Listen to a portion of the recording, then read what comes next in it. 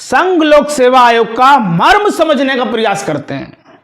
देखिए ये वीडियो पूरा देखना। देखिए तैयारी सभी बच्चे कर रहे हैं। देखिए हार्ड वर्क तो करना ही है, क्योंकि प्री है, मेन है, इंटरव्यू है। मेंस में एक सब्जेक्ट लेना है, 4 जीएस के पेपर होते हैं, तो हार्ड वर्क तो करना है। लेकिन केवल हार्ड वर्क करके आप सफल नहीं हो सकते।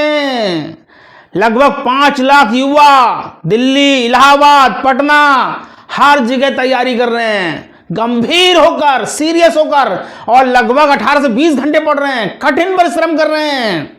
लेकिन केवल कठिन परिश्रम से ही सफलता मिल जाती तो 5 के 5 लाख युवा आईएएस बन जाते। लेकिन ऐसा नहीं है, बहुत कम लोग सफल हो पाते हैं। इसलिए संघ लोक सेवा आयोग का मर्म समझना होगा। देखिए मैं यहां केवल यूपीएससी की बात कर रहा हूं।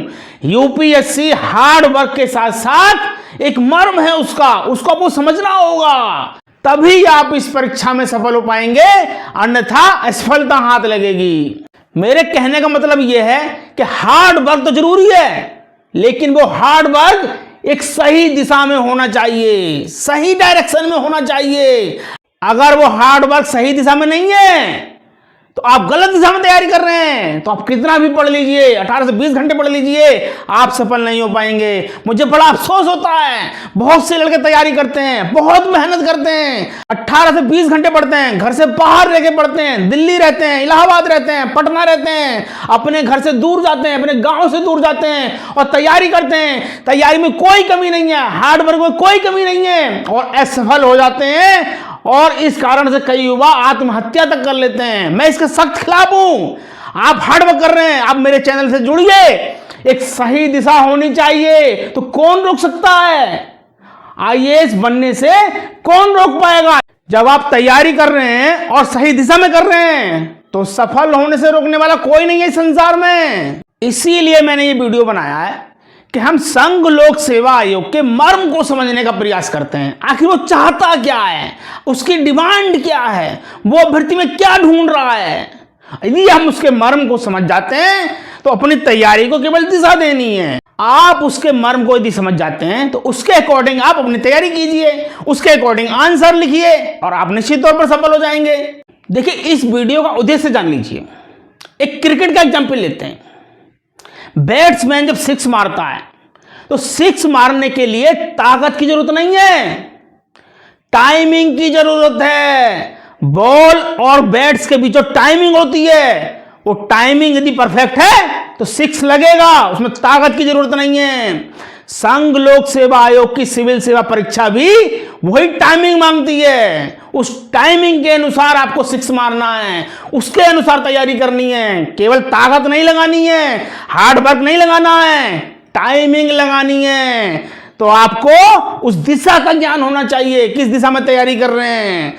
यानी संघ लोक सेवा आयोग का मर्म आपको पता होना चाहिए, वो क्या चाह रहा है। ये वीडियो इसीलिए बनाया है। आगे उसी पर चर्चा करते हैं और समझने का प्रयास करते हैं संघ लोक सेवा आयोग क्या चाहता है। देखिए यहां एक चीज और बता देना चाहूंगा। मैं पिछले 20 सालों से संघ लोक सेवा आयोग का विश्लेषण कर रहा हूं, उसकी परीक्षाओं को देख रहा हूं। उसने कई बार सिलेबस बदल दिया, पैटर्न बदल दिया, अपनी रणनीति बदल दी, लेकिन उसने एक चीज नहीं बदली है। अभ्यर्थियों को जो मूल्यांकन करने का जो उसका तरीका है, जो वो उम्मीदवारों में ढूंढना चाहता है, उसके मूल्यांकन का तरीका क्या है, उस चीज में उसने कोई परिवर्तन नहीं किया है। यदि इस बारे में हम जान जाएं तो हम निश्चित तौर पर सिविल सेवा परीक्षा में सफल हो सकते हैं। देखिए सर्वप्रथम संघ लोक सेवा आयोग आपकी मानसिक क्षमता, मानसिक योग्यता का परीक्षण करता है। आप में कितनी समझ है उसका परीक्षण करता है। देखिए मैं इसीलिए यूपीएससी को स्कैनिंग मशीन कहता हूं, वो आपका स्कैन करती है। देखिए चाहे इसका प्री का पेपर हो, विशेष का सीसेट का, और चाहे इसका मेंस का पेपर हो, और चाहे इंटरव्यू हो, ये तीनों ही स्तर पर मुख्य रूप से उम्मीदवार में उसकी समझ खोजता है। उसकी समझ कितनी है, उसकी आईक्यू कितनी है, उसकी मेंटल एबिलिटी कितनी है, उसका मेंटल कैलिबर कितना है, उसकी मानसिक योग्यता कितनी है, मानसिक क्षमता कितनी है। इस चीज का वो परीक्षण निश्चित तौर पर करता है, क्योंकि यदि उसकी मानसिक बुद्धि तेज है, दिमाग तेज है, समझ तेज है, तो ट्रेनिंग में उसको वो एक्सपर्ट कर देंगे, समझा देंगे। लेकिन उसकी बुद्धि तेज नहीं है तो ट्रेनिंग ही नहीं कर पाएगा। इसीलिए वो उसकी समझ की परीक्षा लेता है, उसकी बुद्धि की परीक्षा लेता है। देखिए, संघ लोक सेवा आयोग स्वयं बता रहा है कि आपको उसकी स्मरण शक्ति का मूल्यांकन नहीं करना है। आपके अंदर सूचनाओं का कितना भंडार है उससे भी यूपीएससी को कोई मतलब नहीं है। यूपीएससी स्वयं ये बता रहा है, आपके रटे हुए का यूपीएससी को कोई लेना देना नहीं है। हाँ, कितनी गहराई से आपने विषय को समझा है, कितनी गहराई से पढ़ा है, उसका वो मूल्यांकन करता है। देखिए, यूपीएससी जो प्रश्न पूछता है वो प्रश्न इतने टिपिकल होते हैं कि उनको समझना थोड़ा कठिन काम हो जाता है। वो यहीं आपकी बौद्धिक क्षमता का मूल्यांकन कर लेता है। यदि आप उसका उत्तर सही दे रहे हो या मेंस का उत्तर सही दिशा में लिख रहे हो, इसका मतलब आपने उसके प्रश्नों को समझ लिया। इसका मतलब यूपीएससी जान गया कि आपकी समझ तेज है, बुद्धि तेज है, तभी तो आपने उसका सही दिशा में उत्तर लिखा। इसी प्रकार यदि आपकी बुद्धि तेज है तो आप रेलिवेंट आंसर लिख पाएंगे, आप मीनिंगफुल आंसर लिख पाएंगे। यूपीएससी को यही चाहिए।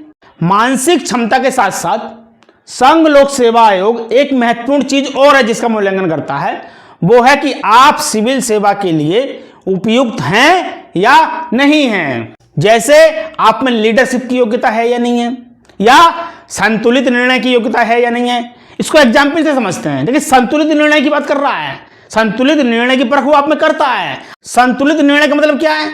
मान लीजिए आप कलेक्टर हैं किसी जिले के, दो पक्षों में दंगा हो गया, आपने जो है एक पक्ष की कार्रवाई कर दी तो दूसरा पक्ष तो देश में आग लगा देगा। इसलिए आपको संतुलित निर्णय लेना पड़ेगा, दोनों पक्ष सहमत हो जाएं। अब आ जाइए प्रश्नों के उत्तर पर, जो मेंस के उत्तर पूछता है वो। एक एग्जाम्पल लेते हैं, दर्शन शास्त्र का एक प्रश्न लेते हैं। पूछता है ईश्वर है या नहीं, अपने विचार दीजिए। अब आपने एक तरफा आंसर लिख दिया, यदि नहीं ईश्वर नहीं है, मैं नहीं मानता, तो आपको वो बाहर का रास्ता दिखा देगा, क्योंकि आपके अंदर संतुलित निर्णय की क्षमता नहीं है। पता चल गया यूपीएससी को। या आपने लिख दिया ईश्वर है, बिल्कुल है, सब मानते हैं, मैं भी मानता हूं, तो ये भी एक पक्षीय हो जाएगा, संतुलित निर्णय नहीं हो पाएगा। हां, यदि आप आंसर लिखेंगे ईश्वर हो भी सकता है, नहीं भी, क्योंकि ईश्वर आस्था का विषय है, तर्क का विषय नहीं हो सकता है। इतनी बड़ी सत्ता, उसको हम तर्क में कैसे मान सकते हैं? या फिर ऐसे प्रमाण अभी हमारे पास नहीं है जिनसे हम उस ईश्वर तक पहुंच सकें, तो एक संतुलित आंसर हो जाता है, बैलेंस्ड आंसर हो जाता है। यूपीएससी को यही चाहिए, वो आपके आंसर से आपकी क्षमता का परीक्षण करता है। उसको यह मतलब नहीं है कि आपको इतिहास कितना पता है, भूगोल कितना पता है, संविधान कितना पता है। वो केवल आपके उत्तरों से आपके गुणों को पहचानेगा, आपकी क्वालिटी को पहचानेगा, आप सिविल सेवा के लिए उपयुक्त हैं या नहीं है, इसको पहचानेगा। देखिए, संघ लोक सेवा आयोग आलोचनात्मक ग्रहण शक्ति का भी मूल्यांकन करता है। यानी जैसे कोई विषय आपके पास आया है तो उसके आपको पक्ष भी मालूम होने चाहिए, उसके आपको विपक्ष भी मालूम होने चाहिए। यानी किसी विषय के संबंध में पक्ष विपक्ष दोनों की जानकारी आपको होनी चाहिए। यानी आप पॉजिटिव पॉइंट जानते हैं उसके, इसके साथ साथ आपको उसके नेगेटिव पॉइंट भी पता है, तभी तो आप बेस्ट डिसीजन ले पाएंगे जब आपको पॉजिटिव और नेगेटिव दोनों पक्ष मालूम होंगे। इसीलिए संघ लोक सेवा आयोग आलोचनात्मक ग्रहण शक्ति का मूल्यांकन करता है। इसको मुख्य परीक्षा से समझने का प्रयास करते हैं। उसके प्रश्न कैसे मिलेंगे कि निम्नलिखित विषय का आलोचनात्मक परीक्षण कीजिए। तो यहां पर वो उस प्रश्न का परीक्षण नहीं करवा रहा आपसे, वो आपके अंदर का परीक्षण करवा रहा है कि आपको कितनी जानकारी है, आपके अंदर आलोचनात्मक ग्रहण शक्ति कितनी है, इसको वो जानना चाह रहा है। तो जो आप जो उत्तर लिख रहे हैं वो आपके उत्तर से आपके अंदर झांक रहा है। आपके अंदर क्या है, आप सिविल सेवा के लिए उपयुक्त हैं या नहीं हैं, इसका वो मूल्यांकन कर रहा है। वो इतिहास भूगोल का मूल्यांकन नहीं कर रहा है। यही संघ लोक सेवा आयोग का मर्म है, इसी को जानने का प्रयास कर रहे हैं। सिविल सेवा के लिए ईमानदारी बहुत जरूरी है, इसका भी वो परीक्षण करता है। आपके उत्तरों के माध्यम से आपके अंदर कितनी ईमानदारी है, कितनी सच्चाई है, इसका भी वो मूल्यांकन करता है। इसीलिए मैं कहता हूं संघ लोक सेवा आयोग में झूठ बिल्कुल नहीं चलेगा, बरगलाना बिल्कुल नहीं है। यदि किसी प्रश्न का उत्तर नहीं आता है उसको खाली छोड़ दीजिए, लेकिन अगर आप बरगलाने लगे, झूठ लिखने लगे, तो यूपीएससी आपको बाहर का रास्ता दिखा देगा, क्योंकि वो जान जाएगा आपके अंदर सच्चाई नहीं है। इसी प्रकार यदि आप कलेक्टर हैं, मुख्यमंत्री ने कोई लेटर भेजा, उसका आपको जवाब भी भेजना होता है, तो आपके अंदर स्पष्ट और तर्क संगत प्रतिपादन की क्षमता होनी चाहिए। यानी जो मेंस के आप आंसर लिख रहे हैं बिल्कुल क्लियर होने चाहिए, इसके साथ साथ तर्क संगत भी होने चाहिए। हवा हवाई नहीं आंसर लिख सकते हैं आप। देखिए यहां पर हम यूपीएससी का मर्म समझने का प्रयास कर रहे हैं। यानी जो आप मेंस के उत्तर लिखते हैं या इंटरव्यू में आप जो जवाब देते हैं, वो आपके अंदर झांकने का प्रयास करता है, आपके अंदर के गुणों को पहचानता है कि आपकी बौद्धिक क्षमता कितनी तेज है या सिविल सेवा के लिए आप उपयुक्त हैं या नहीं हैं। वो इन्हीं गुणों का मूल्यांकन करता है और इन्हीं गुणों के आधार पर आपको सफल घोषित करता है या असफल घोषित करता है। इसी प्रकार आप जो मेंस के आंसर लिखते हैं उसमें अभिव्यक्ति सूक्ष्म होनी चाहिए, या जो निबंध का आंसर लिखते हैं वो सूक्ष्म अभिव्यक्ति होनी चाहिए। यानी कम शब्दों में आप पूरी बात कह दें। भाई आप मुख्यमंत्री को लेटर भेज रहे हैं, अगर आपने 20 पन्नों का लेटर भेज दिया तो मुख्यमंत्री महोदय कब तक पढ़ेंगे? और उतनी ही बात को आपने 2 पन्नों में कवर कर दिया, समय का अभाव होता है तो वो आराम से पढ़ लेंगे।